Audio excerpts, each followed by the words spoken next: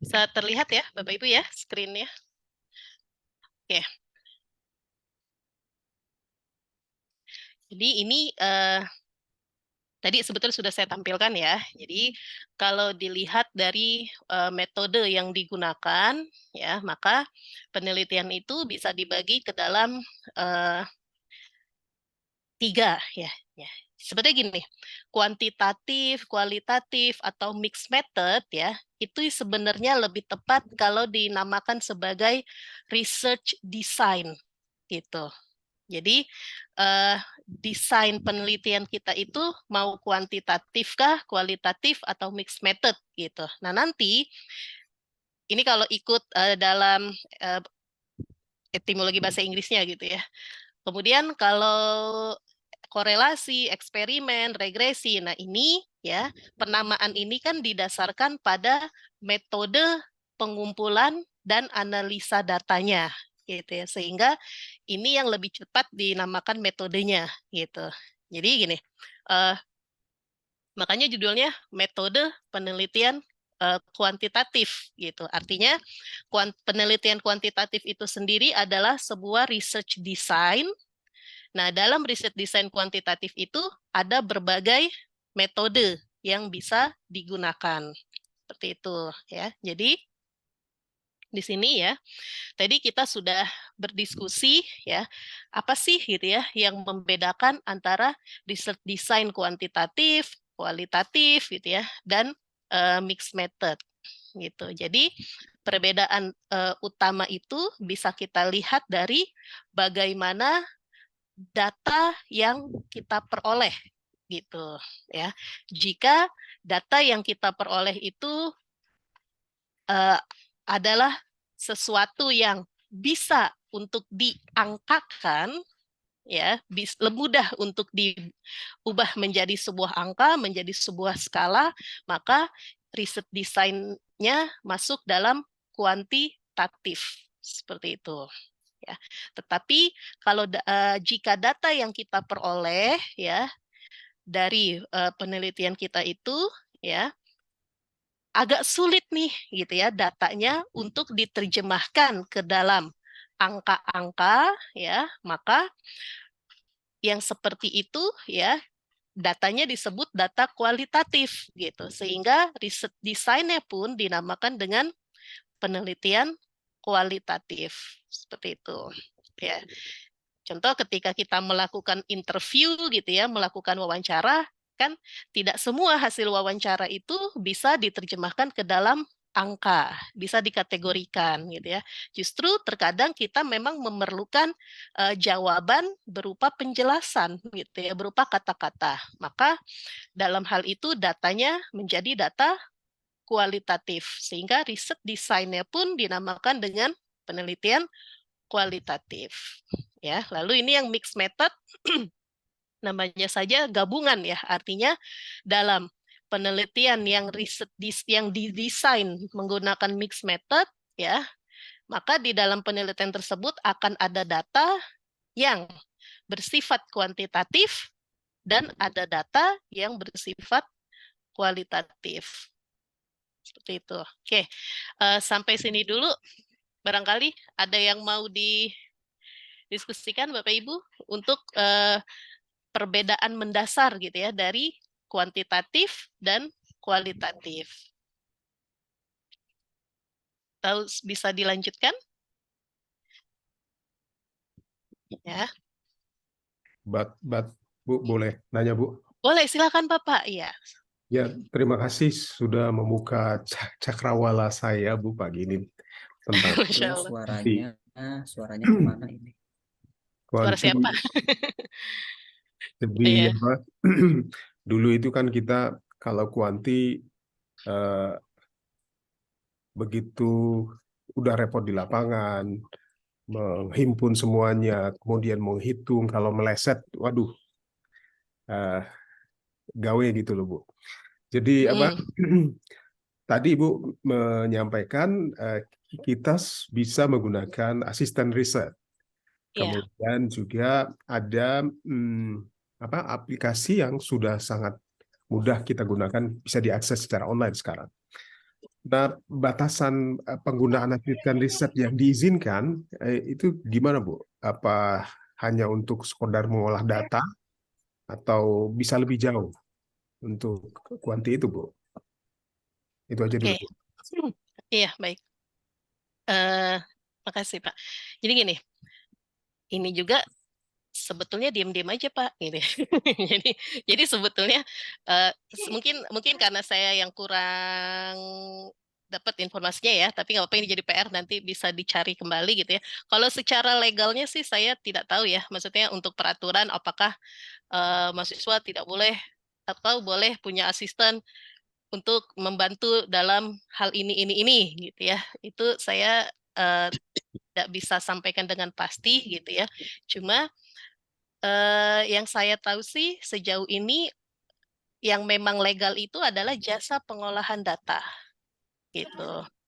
Ya, artinya kita sudah mengerjakan nih, kita sudah mengumpulkan data. Ya kan kalau kalau mengumpulkan data kuantitatif kan mudah, Pak. Kita tinggal menyebarkan kuesioner gitu. Sekarang dengan teknologi eh, Google Form ya, punten Itu Bapak. balik ada juga balik. Atau dari ya, wah. Ini kemarin. Ini iya, iya. Oke, Oh, nggak usah mute lah. Pak. Sabar, punten. Iya. Itu ada yang bantu mute kelihatan penampakannya. Oke. Jadi dengan sekarang itu dengan adanya semodel Google Form gitu ya Pak ya, dan aplikasi lain, kita bisa mengumpulkan data itu secara online gitu. Dan sekarang kan hampir semua orang itu punya smartphone gitu.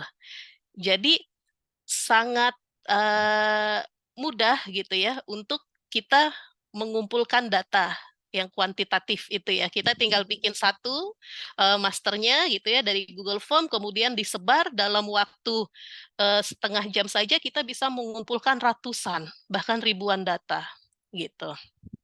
Nah, kemudian tadi batasan membantunya sampai mana? Ya kalau menurut saya sih asal diem-diem aja nggak berisik, Pak. Gitu ya. Artinya kan yang penting ketika gini, kita tahu apa yang kita kerjakan. Gitu. Idenya adalah ide kita, gitu ya. Tetapi mungkin ada hal-hal teknis yang kita tidak bisa lakukan. Contoh, dalam pengumpulan data, ya mungkin, tapi saya nggak bisa bikin Google Form gimana, ya minta tolong aja, gitu. Orang yang buatkan, gitu ya. Yang penting intinya tadi kita sebagai penulis, kita yang punya ide, kita paham betul, sadar betul, dan kita bisa bertanggung jawab terhadap setiap angka, setiap kata yang tertulis dalam tesis kita gitu. Kalau fokusnya di tesis seperti itu, Pak.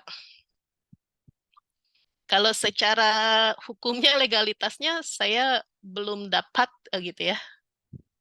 Belum dapat infonya gitu. Tapi jujur sejauh ini ya di mahasiswa S1 ya, ketika bimbingan gini, Bu, saya mau pakai, misalnya saya mau bikin eksperimen. Nanti saya tinggal kasih tahu aja, oh ini caranya yang harus dilakukan adalah misalnya bikin t-test atau apa gitu ya. Tapi saya nggak tahu, Bu, gimana caranya. Padahal sih waktu kuliah statistik udah diajarin gitu ya, Pak ya. Gitu ya. Cuma kan biasa ya, sudah lupa gitu. Hari gini banyak tutorial di YouTube gitu. Jadi, dan tidak sedikit dari mahasiswa itu yang mereka betul-betul berguru pada tutorial di YouTube. Dan mereka bisa gitu. Artinya kalau hanya dengan melihat YouTube aja bisa, berarti kan itu bukan sesuatu yang begitu sulit gitu ya Pak ya. Gitu. Jadi kalau misalkan Bapak mau hire ya asisten riset, ya itu mah mangga, Bapak diam-diam aja.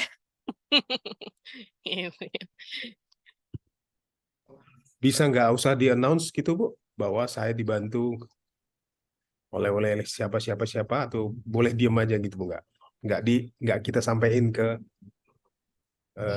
dalam. Sejauh ini sih kalau kami pun misalnya para dosen misalkan mengerjakan, saya putus nggak?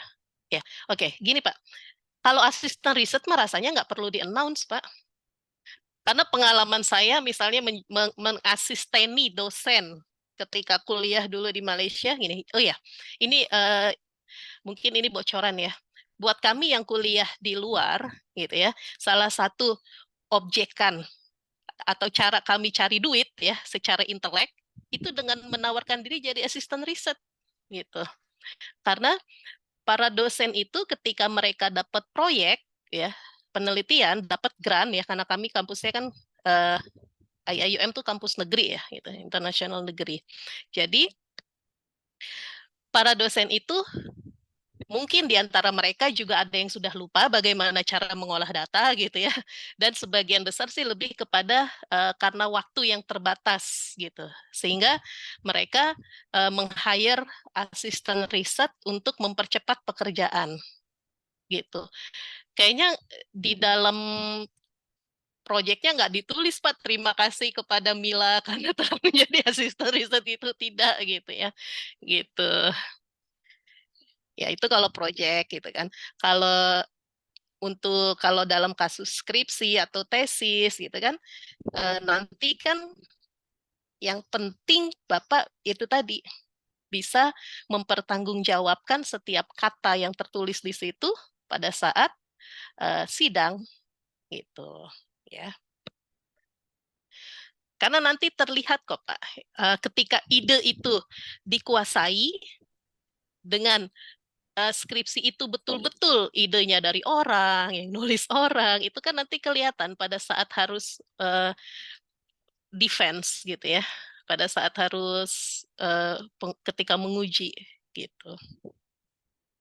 Begitu Pak.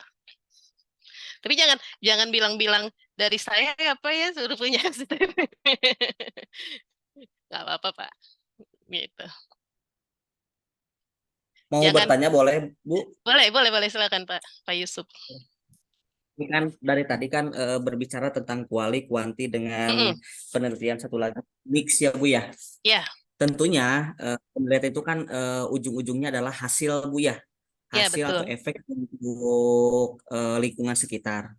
Maksud saya ada lagi nih, pertanyaan saya adalah apakah hasil tersebut harus abadan dari penelitian kita itu terus atau emang misalkan hasil penelitian itu hanya untuk berjangka, Bu? Oke, ya, saya dapat poinnya. Dah, segitu Pak. Sudah, Ibu. Oke, baik ya, terima kasih. Nah, oke, good sekali pertanyaannya. Apakah hasil satu penelitian itu abadi? Tentunya tidak, gitu ya. Tidak ada yang abadi di dunia ini, ya. Apalagi hasil penelitian, Pak. Gitu. Jadi ini sekaligus ya. Apa sih pentingnya sebuah penelitian? Ya, kenapa kita harus capek-capek bikin penelitian? Ya, jadi sebetulnya Baik. kan salah satu fungsi dari sebuah penelitian adalah untuk yang pertama ya. Nah, ini sekaligus membedakan ya antara kualitatif dengan kuantitatif. Hasil utama dari penelitian kualitatif ya, seperti yang tadi saya contohkan dalam penelitian saya, tujuan utama kualitatif adalah lebih kepada establishing teori. Untuk menghasilkan teori yang baru gitu ya. Membangun sebuah teori. Nah, teori dalam sebuah penelitian itu berupa sebuah model gitu Pak ya, bahasanya kita sebut sebagai model ya. Kemudian nanti ya misalnya saya punya satu teori ya, contoh misalnya teori tentang bagaimana proses pengalaman belajar anak-anak TKW tadi gitu. Kemudian apakah teori saya ini bisa berlangsung selamanya? Ya tentunya tidak gitu. Ketika nanti ada peneliti lain yang meneliti hal serupa, kemudian menghasilkan teori yang berbeda, ya karena penelitian ini lebih terbaru, gitu ya, tentunya harusnya si peneliti yang baru ini kan pasti ketika dia membuat penelitian, dia merujuk kepada penelitian saya, gitu. Ya Pak ya. Jadi Betul, betul.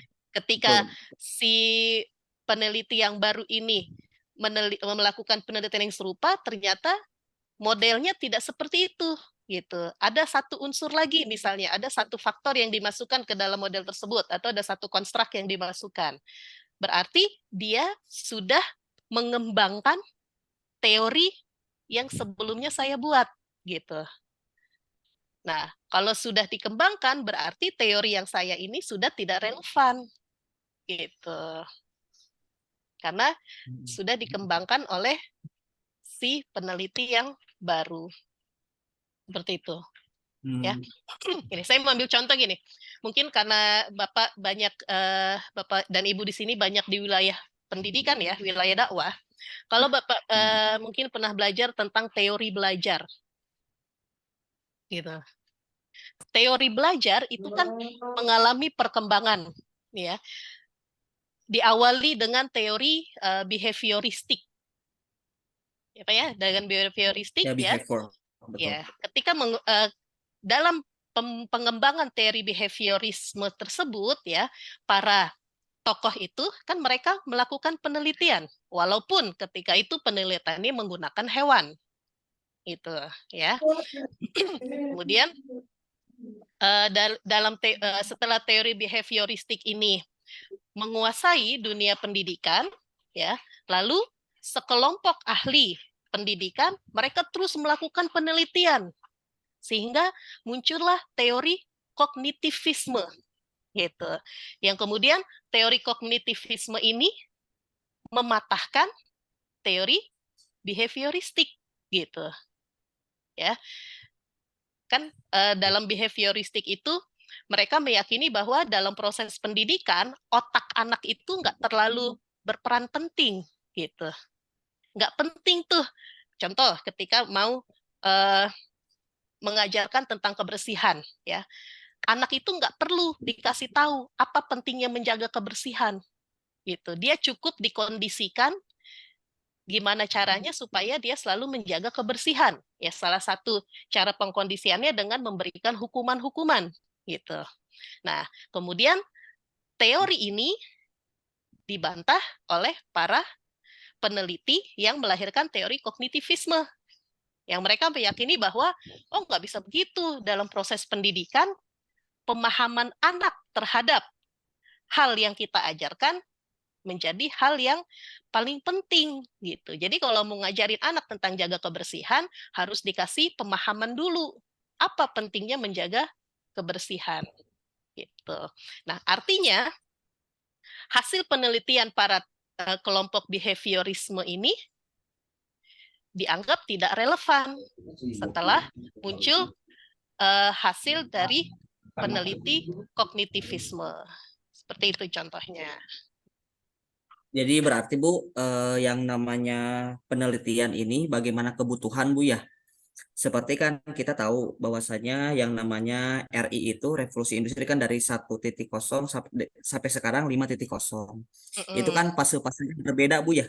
Dari mulai zaman batu, bertani, industri, internet dan sebagainya seperti itu. Jadi penelitian kita yang hari ini kita lakukan itu untuk hari ini karena mungkin ada penelitian yang lebih baik di kemudian hari seperti itu bukan Bu? Iya. Jadi kita namanya pengembangan teori. Makanya tadi saya sampaikan sebetulnya penelitian mah dari dulu gitu-gitu aja. Gitu. Saat ini mungkin kita meneliti topik yang sama dengan yang diteliti oleh orang puluhan tahun yang lalu, tetapi hasil yang kita dapatkan pasti berbeda gitu. Ya, makanya tujuan penelitian yang paling utama, terutama kalau sudah level S2, S3, ya itu bukan lagi untuk, jadi kalau level S1, penelitian itu adalah untuk mengkonfirmasi sebuah teori, gitu. Makanya sifatnya hanya untuk melihat betul nggak sih ada hubungan antara motivasi belajar dengan hasil belajar, gitu misalnya. Ya, jadi hanya berputar di situ. Tapi kalau untuk sudah level S2 atau bahkan S3 ya, idealnya sudah bukan lagi mengkonfirmasi teori, tetapi kita mengembangkan teori yang sudah ada ya, kita tambahkan konstruk yang baru di dalam teori tersebut. Gitu. Itu ya, Pak ya? Baik, terima kasih Bu. Iya, sama-sama. Oke, kita lanjutkan ya. Saya kembali akan share screen yang tadi. Ya, jadi tadi ya, ada riset desain kuantitatif, kualitatif, dan mixed method. Nah, ini contoh metodenya. Tadi mungkin sudah saya singgung-singgung ya. Dalam kuantitatif, yang paling banyak digunakan pertama adalah korelasi, yaitu ketika kita ingin menghubungkan satu variabel dengan variabel yang lain. Contoh tadi saya sampaikan, ada hubungannya nggak sih antara minum kopi dengan kinerja wartawan gitu ya. Tapi kalau dalam korelasi kita hanya ingin melihat indeks hubungan. Sedekat apa hubungannya gitu. Kita tidak bisa katakan bahwa bagusnya kinerja wartawan ini adalah karena dia minum kopi. Itu kita nggak bisa. Kalau sudah ada sebab akibat, nanti itu masuknya adalah regresi gitu ya. Nanti judulnya sudah bukan lagi hubungan, tetapi pengaruh. Gitu. Kalau saya kasih judul, pengaruh minum kopi terhadap performance, ya, kinerja wartawan, misalnya, saya harus menggunakan metodenya regresi. Ya. Kemudian ada eksperimen, ya ini tadi yang saya sampaikan, yaitu ketika kita ingin mengetahui apakah satu program, satu workshop, ya, pelatihan yang kita berikan kepada katakanlah kepada siswa ya atau kepada para wartawan gitu ya, berhasil atau tidak gitu ya, efektif atau tidak dalam meningkatkan karakter apa gitu ya. Nah, ini masuknya dalam penelitian eksperimen ya. Lalu ini penelitian tindakan kelas ya, ini namanya saja kelas ya. Jadi PTK ini diadakan dalam waktu yang cukup lama ya. Biasanya idealnya PTK itu sekitar 3 bulan. Gitu ya, kurang lebih 1 semester pembelajaran ya. Ketika kita ingin mengetahui apakah metode yang kita gunakan dalam pembelajaran tersebut berhasil untuk meningkatkan efektif atau tidak gitu ya. Nanti indikatornya adalah hasil belajar siswa gitu. Oke, kemudian ini untuk kualitatif ya, ini hanya untuk gambaran saja. Kalau di penelitian kualitatif, metode apa yang bisa digunakan? Nah, yang pertama, kita bisa gunakan metode kepustakaan. Nah, ini yang paling banyak digunakan. Misal ya, oh saya ingin membandingkan bagaimana, kemarin ada yang bikin skripsi gitu ya, saya habis nguji, makanya saya ingat gitu ya. Bagaimana konsep adil dalam berpoligami ya menurut 4 mazhab gitu. Nah, itu studinya mengumpulkan datanya adalah dengan kepustakaan. Ya, kepustakaan itu artinya kita mengumpulkan tulisan-tulisan dari para 4 ulama tersebut, kemudian nanti disimpulkan, dibandingkan gitu. Lalu, nah, ketika kita membuat studi kepustakaan, ya, sebetulnya hakikatnya kita seperti mewawancarai tulisan tersebut, gitu. Nah, ini yang seringkali dilupakan oleh mahasiswa. Ketika bikin studi kepustakaan, saya tanya, apa pertanyaan yang diberikan? Apa pertanyaan yang ingin dijawab dari karya tulisan-tulisan yang kalian teliti, gitu? Nggak ada, Bu. Ya terus tujuan dari membaca itu untuk apa gitu ya. Jadi walaupun kita membuat studi kepustakaan, yang kita hadapi adalah karya tulis. Nah, di setiap karya tulis itu harus kita berikan pertanyaan untuk kita jawab gitu. Kemudian ada fenomenologi ya. Ini ketika kita ingin meneliti satu fenomena gitu ya. Ini seperti yang saya lakukan ya. Apa fenomenanya? Yaitu adanya apa ya? Seperti ini kan fenomena cukup masif sebetulnya ya di daerah tertentu di Indonesia, salah satu di Banten. Dan kenapa saya pilih Banten? Selain sebetulnya sih karena dekat gitu ya, nggak terlalu jauh dari Bogor misalnya. Kemudian saya punya akses ke sana gitu ya, karena ada beberapa kawan menjadi guru di sana gitu ya. Tapi kan saya nggak bisa bilang begitu dalam disertasi. Kenapa saya pilih Banten? Karena ada rumah saudara saya, bukan gitu ya. Akhirnya saya cari data, oh ternyata Banten itu masuk di urutan ke-7 sebagai negara pengekspor TKW terbesar di Indonesia. Ya, karena masih 7 besar, oke lah gitu ya, saya jadikan tempat. Ya, kalau yang paling banyak tuh kan di Indramayu gitu ya, tapi saya nggak punya akses nih ke Indramayu gitu ya. Oke, nah kalau fenomenologi kita wawancara ya, mengumpulkan data terutamanya lewat wawancara, kita observasi gitu ya, dan tentunya ya namanya observasi ya kita harus ada di wilayah tersebut gitu ya. Nah, kemudian ada etnografi. Nah, kalau etnografi ini lebih kepada kita merasakan sendiri gitu ya situasi tersebut gitu. Jadi contoh ada penelitian etnografi yang paling ekstrim itu ya. Aduh saya lupa namanya. Tiba-tiba stuck gitu ya, lupa gitu ya. Jadi dia ingin tahu gimana sih rasanya para napi yang dipidana hukuman mati gitu. Ya, jadi kalau orang-orang etnografer itu mereka lebih kepada mau tahu gimana rasanya gitu ya. Nah, akhirnya dia sengaja melakukan apa namanya? Dia ingin merasakan gimana takutnya menghadapi tiang gantungan gitu ya. Nah, dia betul-betul menjalani gitu. Dia betul-betul masuk ke dalam penjara gitu ya. Kemudian ada di satu sel isolasi. Kan kalau yang udah mau dieksekusi itu mereka sudah dipisah ya, diisolate gitu. Kemudian sampai merasakan lehernya dimasukin ke tali gantungan gitu. Nah, dari situ dia tahu betul gimana rasanya, baru kemudian dia bisa menceritakan di dalam hasil penelitiannya. Ya, atau mungkin misalnya ada para peneliti yang mau tahu bagaimana kehidupan, maaf ya, para PSK misalnya.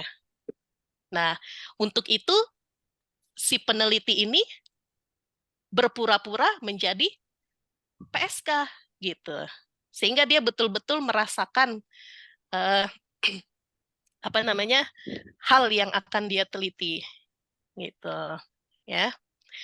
Kemudian nah ini untuk mixed method ya. Kalau mixed method ini tujuan utamanya lebih kepada grounded teori ya. Jadi digali dulu teorinya, ground itu kan tanah ya. Digging the theory gitu ya, menggali teori ya. Ngegali teorinya itu pakai kualitatif di awal ya, sehingga mendapatkan sebuah model. Nah, sudah dapat model, divalidasi dengan menggunakan kuantitatif. Itu namanya grounded theory ya.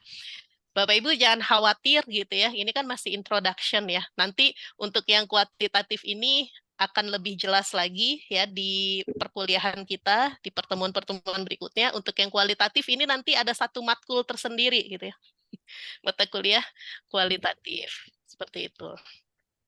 Ya ini hanya untuk ya brainstorming saja. Untuk ini dulu barangkali ada yang mau ditanyakan sebelum saya masuk ke slide selanjutnya. Boleh saya masuk, Bu?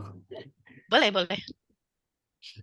Baik, kami yang bagian marketing begitu, atau yang saat ini mungkin lagi rame-ramenya lembaga survei gitu.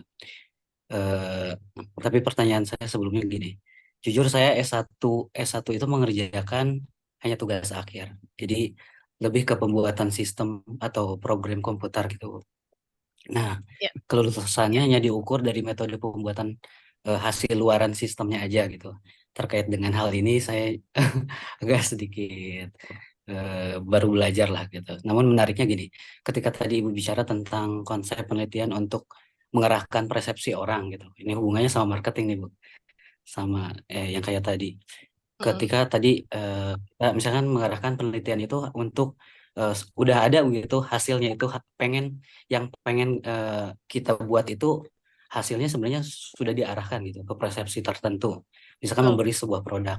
Nah, sejauh mana begitu penelitian itu dapat divalidasi hasilnya begitu. Jika dari awal aja penelitian itu memang sudah diarahkan atau dikondisikan pada hasil yang diinginkan. Kemudian gimana norma etikanya begitu. Jadi kan kadang-kadang apalagi misalkan lembaga survei misalkan eh, suka pengakalan hasil nih, hasilnya diakal-akalin gitu. Kayak misalkan sampel, kemudian hipotesis, kemudian kayak kayak gitu Bu. Cocokologi misalkan gimana Bu? Oke, ya, baik, saya dapat poinnya. Ya, sebetulnya kunci utamanya adalah kembali kepada integritas masing-masing gitu ya, kepada kejujuran gitu ya. Tapi fenomenanya, kenyataannya ya sangat tidak mustahil untuk seorang peneliti itu melakukan yang namanya data massaging gitu ya. Data itu bisa dimassage gitu. Jadi ketika kita memanipulasi data ya, itu istilahnya kita sedang mijit data gitu ya, data massaging gitu ya. Bahkan gini, seorang kalau peneliti ya, terutama kalau untuk kuantitatif ya sudah sangat expert gitu ya. Bahkan kuesioner itu, misalnya saya perlu 1.000 responden untuk mengisi kuesioner saya. Saya bisa loh ngisi sendiri 1.000 responden ini, gitu ya. Nggak perlu respondennya disebarin, saya isi-isi aja sendiri. Tapi harus tahu ilmunya, gitu. Karena nanti ada yang namanya mengecek normalitas data, kenormalan data, gitu ya. Itu ada caranya. Data akan tidak normal ketika ya salah satu fungsi kenapa harus ada normality test gitu ya atau cek kenormalan data itu untuk melihat apakah kuesioner ini betul-betul disebar atau ya diisi sendiri sama yang meneliti gitu. Kalau yang meneliti ini pintar, artinya dia sudah terlatih ya, sudah terampil, sudah tahu bagaimana kira-kira nanti bentukan data yang bagus, dia bisa ngisi sendiri gitu. Gitu ya, termasuk ya Allah alam ya, saya nggak tahu ya. Mungkin barangkali termasuk lembaga survei itu gampang aja ngisi-ngisi sendiri, orang udah kerjaannya gitu ya, sudah mainan ya gitu. Cuma nanti balik lagi ke etika gitu. Kemudian, nah kalau untuk marketing ya, jadi saya juga punya pengalaman ya dulu waktu S1 kebetulan karena kakak saya kuliah di statistik ya, anak-anak statistik itu banyak dapat job gitu. Waktu itu dapat job dari Bogasari. Bogasari itu tahun 2002 mau meluncurkan banyak produk tuh yang tepung-tepung serbaguna sekarang itu dulu saya termasuk bantu marketing apa surveinya gitu. Ya, dan itu uangnya gede gitu ya. Jadi tahun 2002 satu kuesioner itu ke saya dihargai 30.000 itu kan besar banget gitu ya. Gitu. Sementara dan itu kita harus wawancara memang cari ibu-ibu rumah tangga kan ibu-ibu rumah tangga mah nggak akan mau disuruh ngisi kuesioner jadi kuesionernya kita tanyain gitu ya kita interview kalau ibu begini-begini ibu milih apa gini ini gitu ya jadi untuk melihat seperti apa sih eh, faktor pemilihan tepung gitu ya faktor pemilihan terigu oleh ibu-ibu gitu ya mereka nyari yang bagaimana nah itu yang kayak gitu itu kuantitatif gitu. Datanya kuantitatif, walaupun uh, pengumpulan datanya dilakukan melalui interview. Ya, jadi kami sebagai namanya enumerator pengumpul data, ya. Kami sebagai enumerator itu di briefing dulu, gitu. Jadi nanti kalau ada pertanyaan begini, kemungkinan jawabannya itu ada 3 misalnya. Kalau ibu-ibu jawabnya ceritanya gini-gini-gini, oh berarti itu masuknya jawaban nomor 1 gitu. Kalau jawabnya gini-gini, masuknya jawaban nomor 2 kayak gitu ya. Jadi nggak semua orang juga bisa jadi enumerator ya, harus tahu juga bagaimana menerjemahkan jawaban yang panjang itu ke dalam kategori seperti itu. Nah kemudian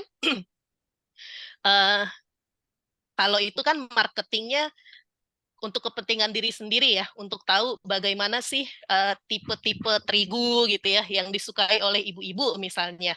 Mungkin itu mah nggak ada manipulasi data, tapi nggak menutup kemungkinan. Contoh ya, maaf ya, misalnya atau contohnya saya aja deh misalnya gitu ya. Misalnya saya seorang psikiater gitu, atau saya seorang psikolog ya. Saya punya program untuk mengurangi anxiety di kalangan karyawan misalnya gitu. Kemudian gimana caranya saya dagang program saya nih biar laku gitu. Pastikan saya harus masuk ke dalam company ya, dan saya adakan ya seolah-olah kayak psikotes gitu ya. Saya adakan psikotes yang fokusnya adalah untuk mengetahui level anxiety di kalangan para karyawan gitu ya. Misalnya, nah nanti data yang dihasilkan itu bisa aja saya mainin gitu untuk mendapatkan hasil bahwa oh ternyata karyawan di company A masuk dalam kategori memiliki high anxiety atau anxiety tingkat tinggi gitu. Nah, anxiety tingkat tinggi ini adalah sesuatu yang akan mengganggu performance kerja gitu. Kalau performance kerja terganggu, otomatis profit perusahaan pun akan goyang gitu. Company rugi. Nah, supaya nggak rugi, maka saya tawarkan nih kepada direktur gitu ya. Maka Pak Direktur harus mengadakan program ini nih gitu. Harus mengadakan program yang bisa membantu mengurangi level anxiety para karyawan. Nah, salah satu program yang efektif adalah dengan menggunakan modul saya gitu. Kayak gitu ya. Dan tentunya misalnya saya idealnya ya sebelum saya mengatakan bahwa modul saya efektif ya, saya pun harus melakukan penelitian atas modul saya ini. Saya buat eksperimen, saya ujikan ke dalam satu grup. Saya bandingkan dengan grup lain yang tidak mendapatkan pelatihan modul ini. Ternyata dari hasil itu ya, saya menunjukkan bahwa ada perbedaan yang sangat signifikan gitu. Jauh lebih bagus kinerja yang pakai modul saya misalnya gitu. Nah, apakah kemudian hasil eksperimen yang mengatakan modul saya efektif ini betul-betul saya lakukan eksperimennya ya wallahu alam gitu. Bisa jadi ya itu fiktif juga gitu. Tapi dengan skill yang saya punya ya, saya bisa meyakinkan bahwa penelitian itu betul terjadi gitu. Ya, cuma itu kan kembali kepada ini masing-masing ya, kepada kepribadian masing-masing, karakter masing-masing gitu.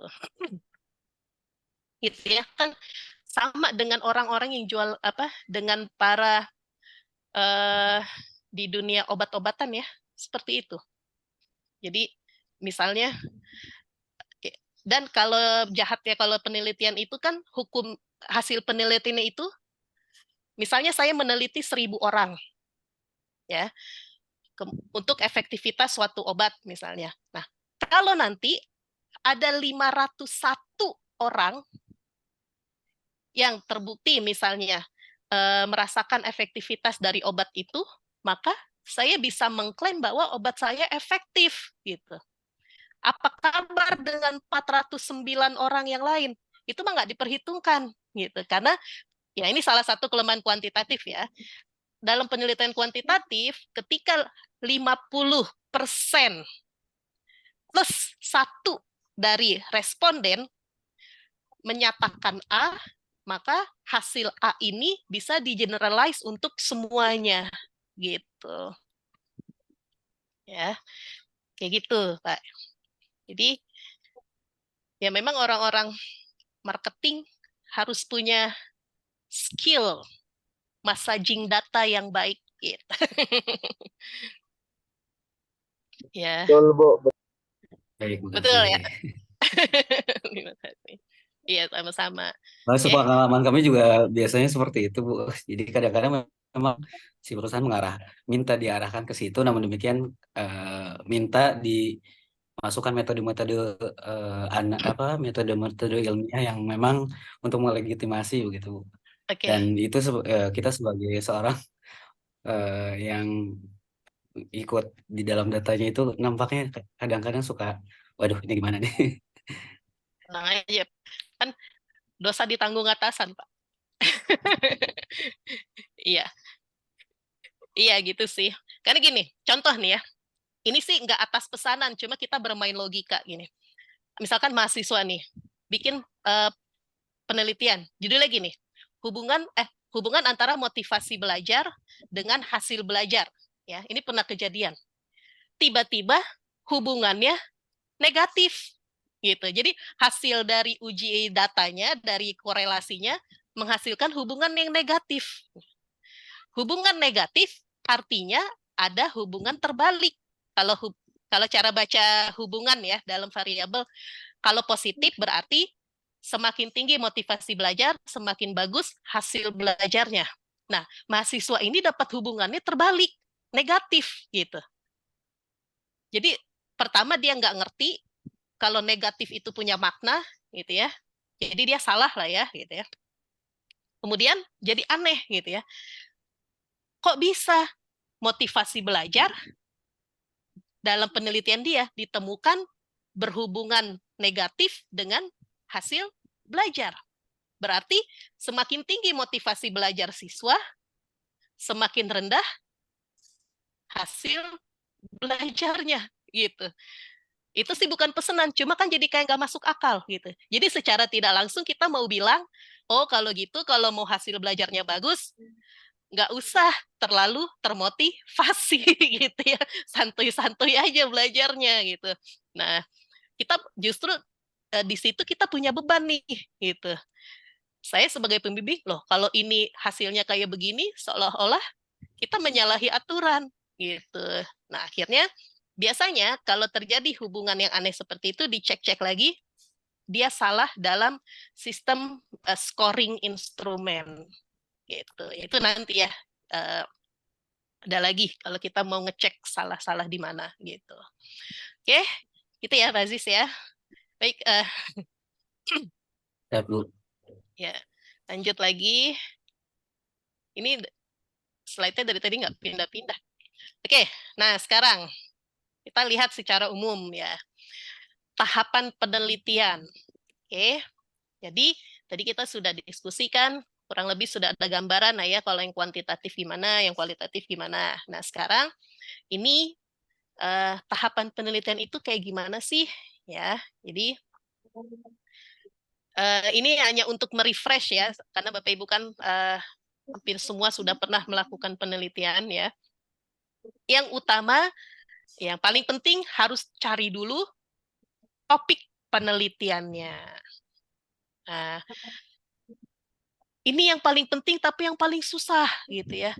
Jadi sering sekali tuh mahasiswa tuh temennya udah lulus dia masih bingung aja mikirin judul gitu ya. Kemarin kemana aja gitu ya. Menentukan judul, menentukan topik penelitian. Gimana sih cara mencari topik penelitian? Oke, nah maaf ya. Kalau mau cari topik penelitian, cari dulu satu hal yang satu area yang Bapak Ibu suka gitu ya. Misalnya, oh saya menanya siapa ya? Bu Lina. Ya, Bu Lina muka ini kayaknya pakai backgroundnya terbalik apa gimana? Jadi mukanya yang hijau, ininya putih. Oke, Bu Lina silakan.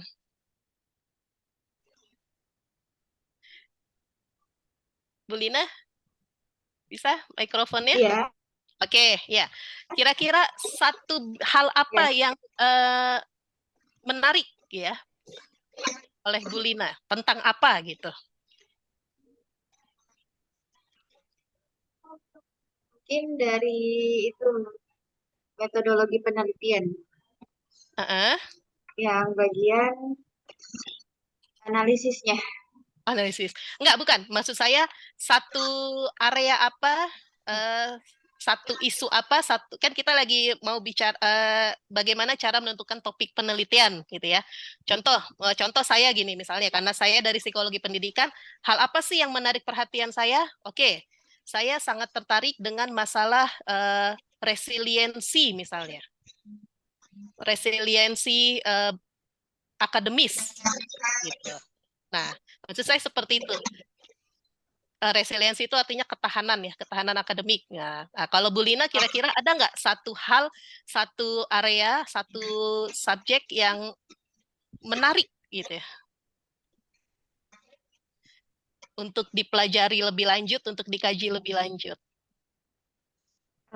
Mungkin kebetulan Ya? kebetulan kan waktu skripsi S1 tentang retorika dakwah ya, tentang retorika dakwah dai. Nah, Oke. untuk apa pengembangannya waktu itu tentang apa kuali. Nah, sekarang katanya disuruh pengembangannya nanti gitu. Pengen lebih tahu Oke. bagaimana Apa kalau istilahnya dihubungkan dengan kuantitatif. retorika dakwah? Ada Tentang istilahnya nggak? retorika dakwah. Oke, istilahnya Dakwah. seperti itu ya, retorika Ya. dakwah. Oke, gini. Gimana caranya? Kan yang saat ini yang diketahui kayaknya yang menarik itu tentang retorika dakwah. Nah, gimana sih supaya kita dapat ide retorika dakwah ini mau dihubungkan dengan apa? Kayak gitu kan? Mau dibawa kemana sih retorika dakwah ini gitu ya? Kalau Ya. kalau dikuantitatifkan. Oke. Yang wajib dilakukan adalah Bapak Ibu harus banyak membaca. Banyak membaca artikel-artikel tentang retorika dakwah. Gitu. Nah, salah satu hal yang untuk mendapatkan banyak artikel adalah dengan membuka Google Scholar. Gitu. Bapak Ibu udah familiar semua dengan Google Scholar? Sudah, Bu. Sudah? Ya. Oke. Ya. Sudah. Saya sudah familiar semua ya. Oke, kita buka misalnya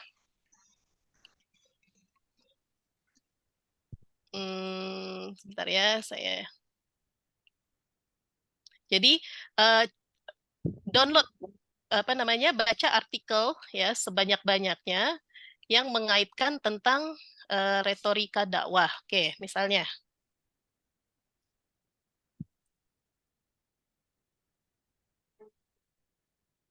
Jadi supaya banyak dapat idenya.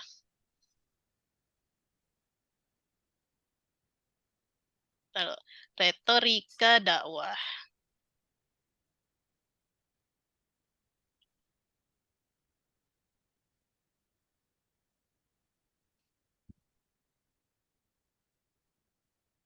Oke, wah ini pada kualitatif semua ya.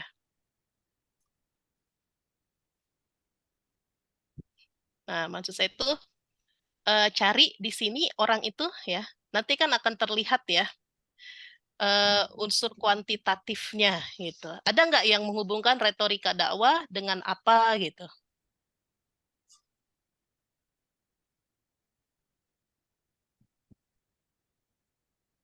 Karakter retorika dakwah.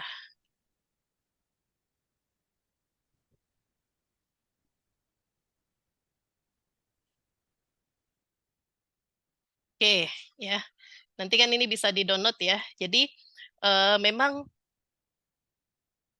nggak mungkin gitu ya, kita bisa dengan mudah mendapatkan topik penelitian kalau kita agak kurang rajin baca gitu. Agak kurang rajin baca artikel yang serupa gitu ya. Jadi nanti ya silakan pokoknya Bapak Ibu harus berteman baiklah dengan yang namanya Google Scholar gitu ya. Sebetulnya sih banyak ya platform database jurnal, cuma kan yang mudah diakses ya tidak perlu berlangganan itu adanya di Google Scholar gitu ya. Sehingga nah, jadi gini. Kalau kita mau bikin topik penelitian ya, kuncinya dalam sebuah penelitian itu ini kita bicara kuantitatif ya. Kita itu harus punya minimal 2 variabel. Gitu. Variabel penelitian Bapak Ibu sudah paham ya? ya, harus punya dua variabel. Ada yang disebut dengan variabel X, ada yang disebut dengan variabel Y. Ya, kalau saya sering membahasakannya seperti ini, variabel Y itu adalah penyakit. Gitu. Variabel X adalah obatnya. Gitu. Jadi dalam penelitian kuantitatif ya paling mudah itu kita cari dulu ya fenomena yang mau kita anggap sebagai sebuah penyakit itu apa. Nah, itu ada di variabel Y. Kemudian kita cari obatnya. Itu yang kemudian menjadi variabel X. X gitu. Ya, contoh misalnya, kok siswa di sekolah ini disiplinnya sangat rendah ya? Nah, berarti kita bisa jadikan variabel Y-nya adalah tingkat kedisiplinan siswa. Nah, Indisipliner. iya, tingkat kedisiplinan siswa. Nah, sekarang kita mencoba mencari obat terbaik untuk meningkatkan tingkat kedisiplinan siswa, gitu. Oh, dengan membuat sebuah manajemen, misalnya manajemen apa gitu ya, atau misalnya dengan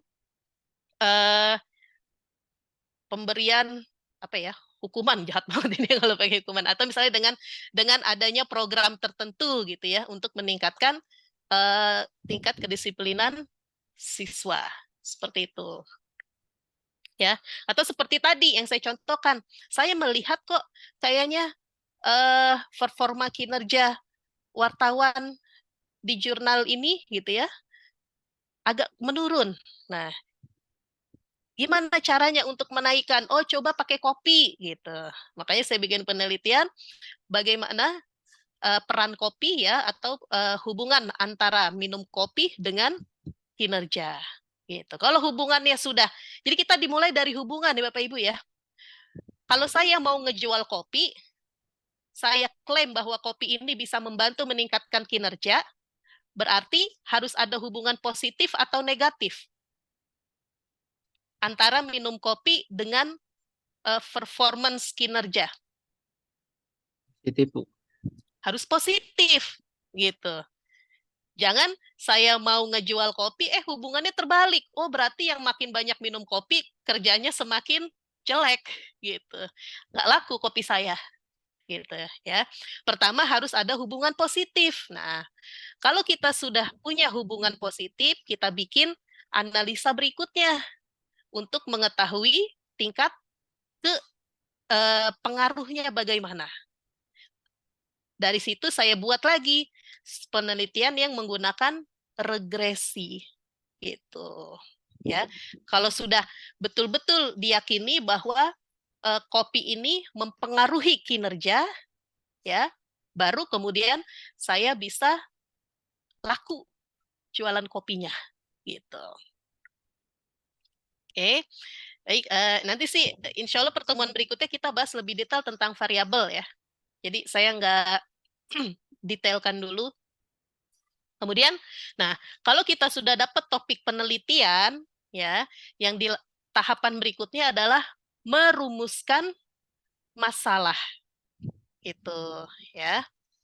Nah, kalau penelitian kuantitatif itu pertanyaan dalam rumusan masalahnya sifatnya tertutup, gitu. Jadi pertanyaannya misalkan gini, apakah ada hubungan yang signifikan antara minum kopi dengan performance atau kualitas kinerja pegawai misalnya. Itu kan pertanyaan tertutup ya, karena cukup dijawab dengan iya atau tidak gitu. Kemudian setelah kita dapat rumusan masalah, tahap berikutnya adalah membuat literatur review.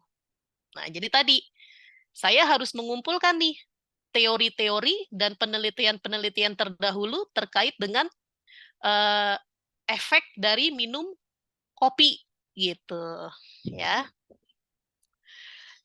Lebih bagus ya kalau betul-betul ada penelitian terdahulu yang variabelnya sama gitu. Sama-sama membahas hubungan antara minum kopi dengan kualitas kinerja, tapi mungkin kantornya berbeda, nah itu nggak masalah gitu. Oke, nah lalu kalau sudah ada literatur reviewnya, ya, kemudian kita masuk pada metode penelitian. Nah, metode penelitian ini fokusnya pada bagaimana kita mengumpulkan dan menganalisa data, gitu. Ya, nanti kalau sudah bikin metode penelitian, kita kumpulkan datanya ya, lalu datanya kita analisa sesuai dengan yang kita tulis di metode penelitian ini, maka nanti akan ada hasil. Nah, ini dinamakan dengan temuan penelitian. Nah, dalam menyajikan temuan penelitian, temuan penelitian ini harus menjadi jawaban dari rumusan masalah. Gitu ya. Jadi jangan sampai rumusan masalahnya A, jawabannya B, nggak nyambung gitu. Oke. Kemudian, nah nanti setelah ada temuan penelitian, nah misalnya gini, 2 tambah 2 hasilnya berapa? Rumusan masalahnya adalah berapakah 2 ditambah 2 misalnya. Berarti temuan penelitiannya adalah 4. Ya. Nah, kemudian temuan penelitian ini harus kita bahas. Terus kenapa? Kenapa 2 tambah 2 hasilnya 4? Kenapa bukan 5? Kenapa bukan 6 gitu. Ya, itulah yang ada di pembahasan. Jadi, misalnya ketika saya meneliti, saya menemukan hasil bahwa minum kopi ya bisa mempengaruhi kualitas kinerja pegawai. So what gitu. Nah, di pembahasan itu kita bahas. Kalau begitu kenapa? Gitu ya. Dan ketika kita melakukan pembahasan dari temuan ini harus kembali ke literatur review gitu. Kita bahas temuan penelitian ini dengan mengutip kembali teori-teori yang diangkat di bab 2 kita gitu ya, di literatur review itu. Ya. Makanya bab 2 itu bukan cuma untuk nebel-nebelin skripsi atau tesis gitu, bukan gitu ya. Semua yang ditulis di bab 2 ini harus bisa kita panggil nih untuk membahas temuan penelitian kita nanti gitu. Ya. Nah, kalau di level S1 dimaklumi ketika pembahasan hanya ada 1 atau 2 halaman saja gitu ya. Tapi kalau sudah S2 ya seharusnya tidak begitu gitu. Karena justru yang penting adalah bagaimana kita membahas temuan penelitian kita. Gitu. Lalu yang terpenting lagi adalah implikasi. Ya, kalau sudah terbukti bahwa kopi itu bisa meningkatkan kinerja karyawan, terus apa implikasinya? Oh ya berarti mulai besok di setiap kantor itu harus menyuplai, harus menyediakan kopi terbaik mereka gitu. Ya, itu namanya implikasi. Ya. Insya Allah nanti selesai perkuliahan kita nih ya 1 semester ini ya Bapak Ibu bisa menghasilkan sebuah proposal ya. Kalau proposal itu berhenti sampai pada metode sini. Itu metode penelitian ya. Setidaknya sudah punya topik penelitian, tahu rumusan masalah, bisa merumuskan masalahnya, bisa mencari literatur review, kemudian bisa membuat metode penelitiannya. Seperti itu. Oke, untuk alur ini, apakah ada yang mau didiskusikan dulu?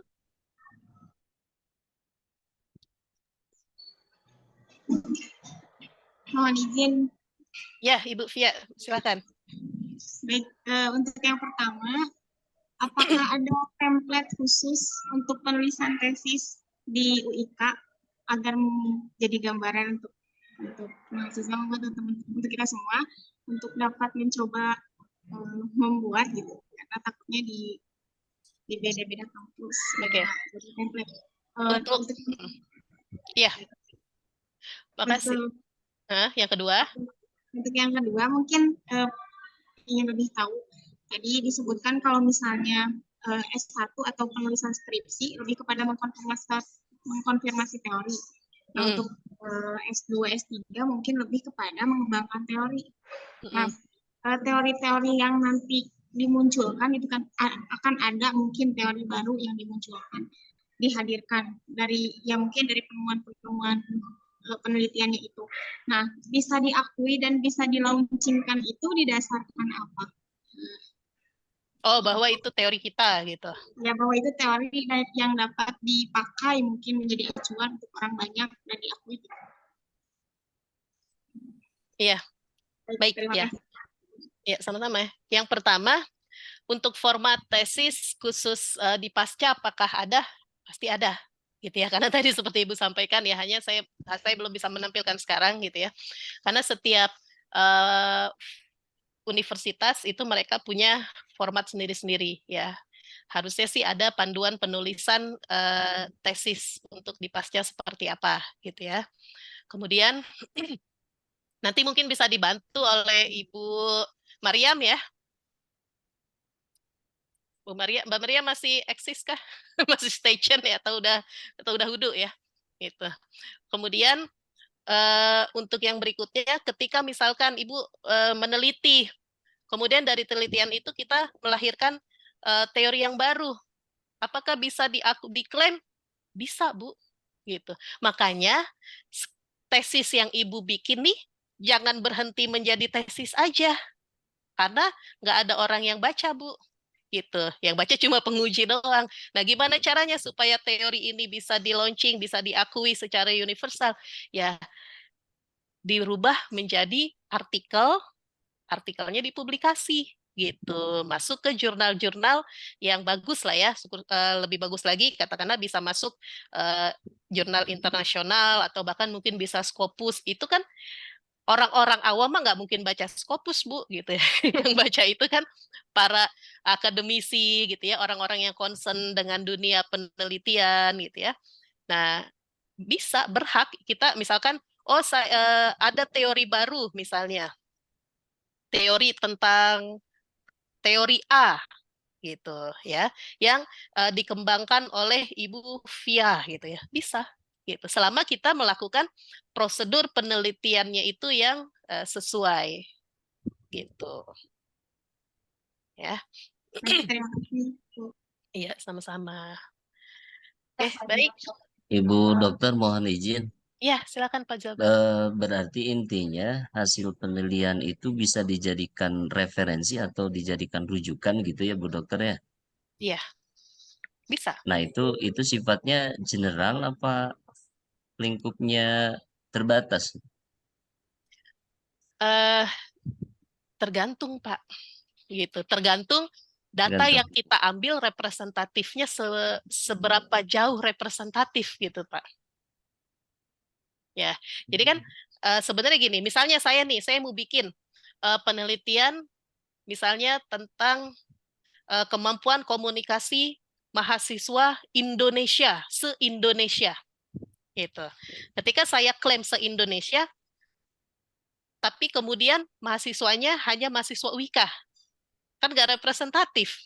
Gitu. Nanti kan kelihatan jadi ada yang namanya jumlah populasi, ya mungkin Bapak Ibu sudah pernah belajar ya, ada jumlah sampel dan bagaimana cara menentukan sampel ini. Ada namanya sampling prosedur. Ya kalau saya bilang saya mau klaim data saya ini bisa digeneralisasikan se-Indonesia, maka saya harus hitung populasi mahasiswa se-Indonesia gitu. Ya, misalnya ternyata misal ya, ini mah biar mudah aja, populasi mahasiswa se-Indonesia ada 10 juta misalnya. Nah, dari 10 juta mahasiswa, kemudian saya hanya menggunakan 1.000 mahasiswa sebagai sampel. Kan nggak representatif juga, gitu. Ya, saya harus mengikuti prosedur penentuan sampel. Ya, nanti paling mudah sih ada tabel ya, tabel sampling, sample size ya. Mungkin saya tampilkan langsung di sini ya, supaya sekalian belajar. Ada, ya sudah azan, maaf ya. Bentar. Nih, nanti bisa di sample size tabel. Yang kalkulator ada, ya kita pakai kalkulator deh biar gampang. Calculator. Nih, calculator. Ini kelihatan kan ya? Kok saya pakai Google Scholar sih? Kelihatan, Bu. Kelihatan ya? Nggak, takutnya saya masih PPT screen-nya. Maaf, salah, itu tadi masih Google Scholar. Sample size calculator. Ya, bisa. Aduh, udah azan. Sample size calculator. Ya. Allah. Untuk penelitian sosial, ya, kita sekarang ada di lingkup sosial, confidence levelnya ada di 95%. Maka margin of error-nya 5%. Nah, ini artinya kalau dalam penelitian sosial ada 5% salah-salah data tuh masih ditolerir gitu. Kalau dalam penelitian science kayak kedokteran ini dia harus jadi 99% gitu. Oke. Nah, ini population proportion ya biarkan saja di 50 ya. Nih, misalnya kita tulis ada 10 juta kebanyakan ya. Ada 100.000 saja populasinya. Berarti berapa minimal sampelnya? Sampel size-nya minimal ada 383 gitu. Nah, sekarang kalau misalkan 1 juta, ya nggak terlalu jauh ya, 385 gitu. Nah, berarti ya, berarti kalau misalkan tadi saya mau bikin penelitian yang bisa di-generalize untuk mahasiswa se-Indonesia, misalnya ketika populasi mahasiswanya ada 1 juta, ya kalau tadi hitungan tadi, minimal responden saya harus ada 385 gitu. Nah, 385 ini harus mewakili dari minimal ya biasanya 4 gitu ya. Minimal ada 4 provinsi yang berbeda. Nah, jadi tinggal saya atur. Misalnya dibagi-bagi nih 100 dari provinsi Jabar. Dari mana saya ngambilnya? Dari Bogor gitu. Kemudian 100 dari Jakarta gitu. 100 dari Banten, padahal deket aja kan, tapi dia sudah mewakili provinsi-provinsi gitu. Ya, kemudian nanti 100 dari mana? Nah, kalau saya bisa bunyikan seperti itu dalam tulisan saya, maka ya hasilnya bisa digeneralisir untuk se-Indonesia gitu, Pak. Jadi tinggal bagaimana sampling prosedur kita. Tapi itu minimal ya. Lebih bagus lagi, misalnya kan minimal 385. Oke, supaya meyakinkan saya ambil 1.000 sampelnya. Nah, itu lebih bagus lagi gitu. Sudah bisa digeneralisir udah bisa diaplikasikan untuk semua kampus di Indonesia secara teknik, iya gitu. Karena sudah sesuai dengan prosedurnya. Seperti itu. Tinggal kalau saya mau lebih internasional ya berarti saya harus dapat. Oke, contoh gini, kan dulu kampus saya internasional ya, jadi saya punya kawan-kawan itu dari negara-negara berbeda. Itu saya paling gampang kalau bikin paper, ya lebih internasional, jadi bisa diaplikasikan untuk worldwide gitu ya, ke seluruh dunia. Tinggal saya cari, 10 orang dari orang Malaysia yang ngisi misalnya 10 kedikitan ya, atau misalnya 50 orang Malaysia, yang 50 lagi saya cari orang Indonesia, yang 50 lagi dari Thailand misalnya, yang lagi dari mana gitu. Seperti itu bisa. Karena sampel saya bervariasi dari berbagai negara, saya bisa klaim bahwa hasil penelitian saya bisa diaplikasikan secara worldwide gitu untuk seluruh dunia. Seperti itu, Pak. Ya. Kemudian ada lagi kalau nih ya, bentar. Ya, satu sedikit lagi sih ya. Jadi ini sudah ya, mangga. Ini Mohon aja. ya, silakan Pak. Nah, mohon maaf Bu, saya kan di penelitian skripsi itu kan menggunakan kuali ya Bu ya, kualitatif. Kata dosen saya itu, dosen pembimbing saya ada yang disebut dengan batasan masalah. Itu kan rumusan masalah, di Iya, sini ada batasan masalah. Kira-kira di tesis ada gak Bu batasan masalah atau emang gimana Bu? ada. Bapak, punten saya izin ini nutup pintu kena angin. Boleh. Ganjalnya pergi, Bapak, sebentar.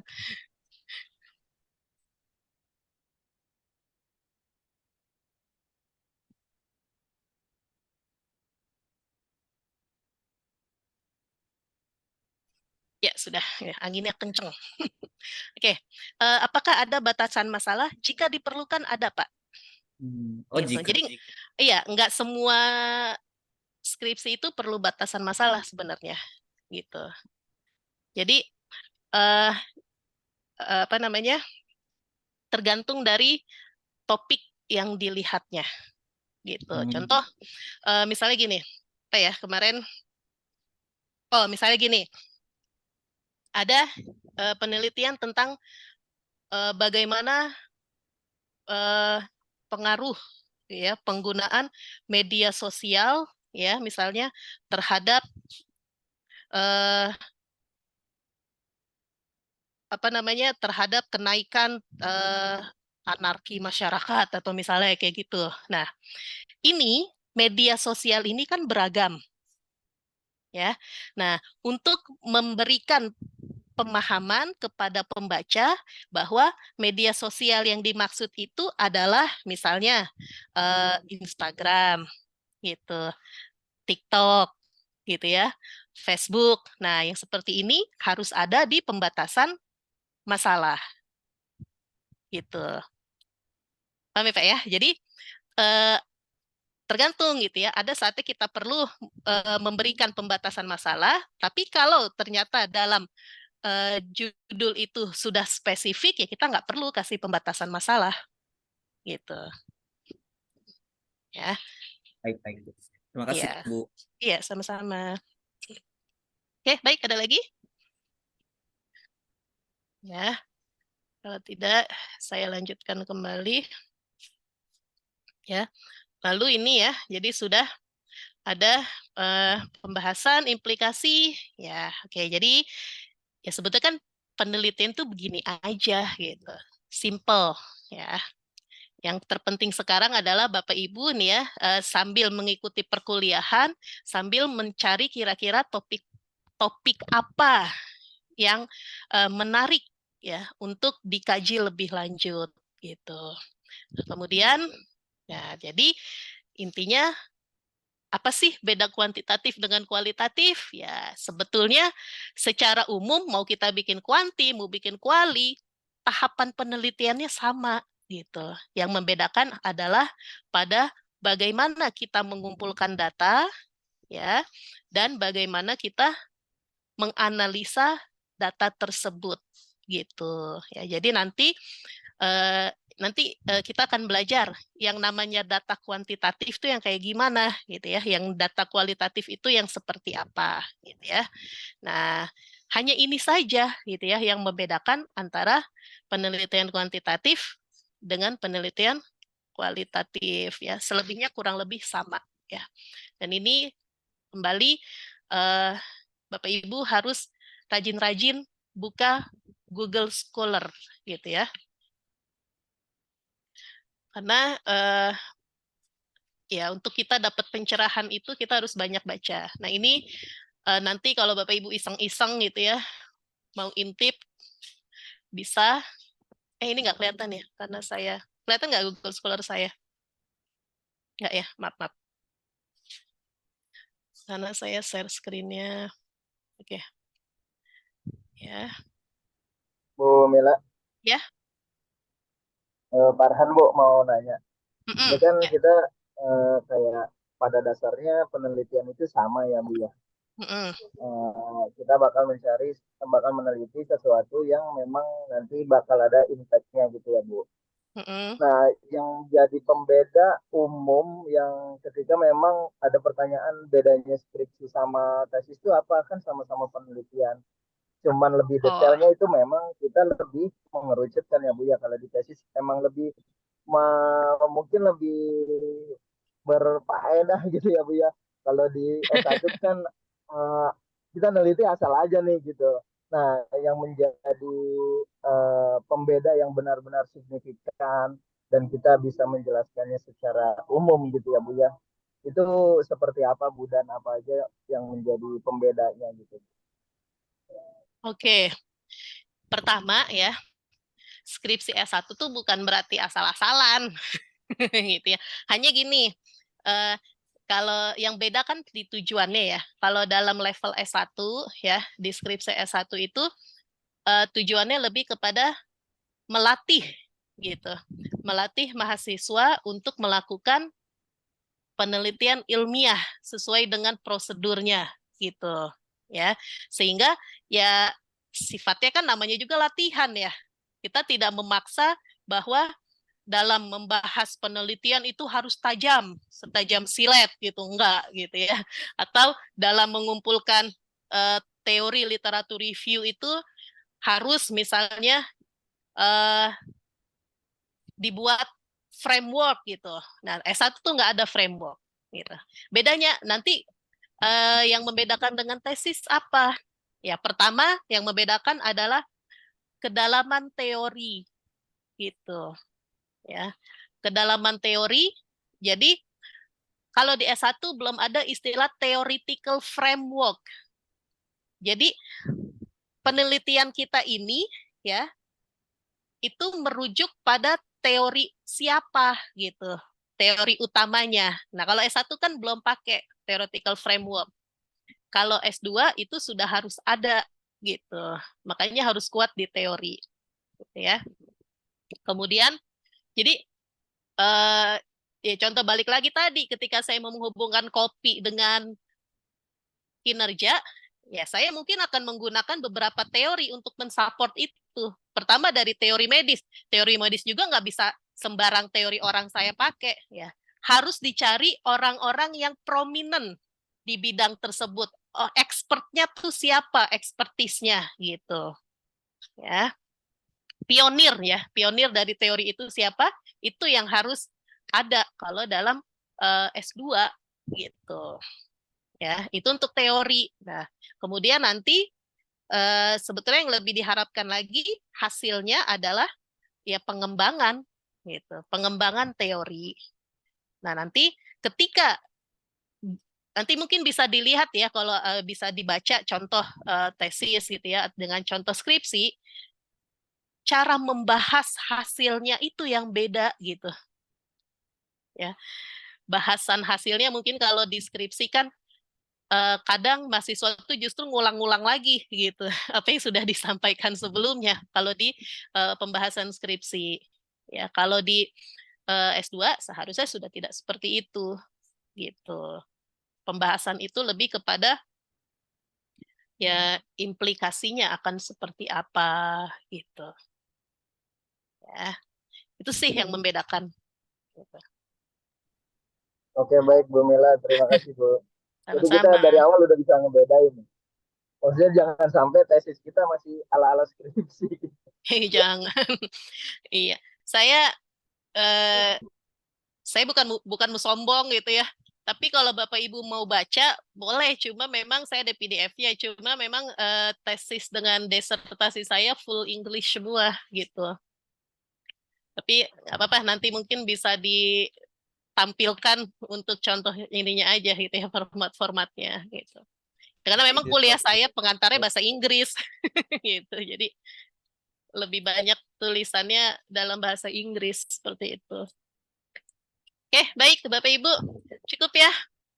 Ini Masya Allah, hujan langsung deras banget ini di rumah, Ya, di Parung. ini mendung Bu. Perjalanan.